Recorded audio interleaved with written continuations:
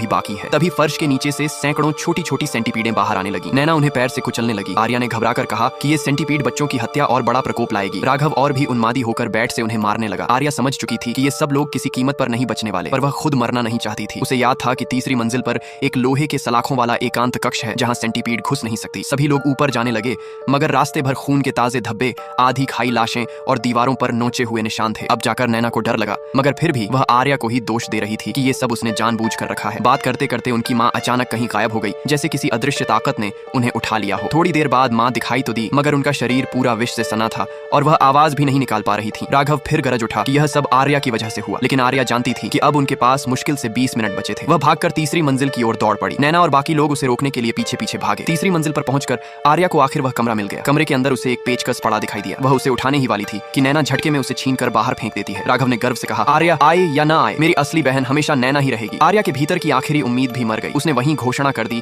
कि आज के बाद उसका इन लोगों से हर रिश्ता खत्म। वह कमरे के ढीले पेंच हाथों से कसने लगी और पूरी ताकत से लोहे की चेन निकालकर दरवाजे को कसकर बंद कर दिया। उसी समय सीढ़ियों से नीचे से धरती हिलाती आवाज आई। एक विशाल सेंटीपीड जो लगभग आधे कमरे जितनी लंबी थी, फर्श पर सरकता हुआ तीसरी मंजिल पर पहुंच चुका था। आर्या ने लोहे की सलाखों के पीछे से खड़े होकर पहली बार एक शांत सांस ली, क्योंकि वह जानती थी कि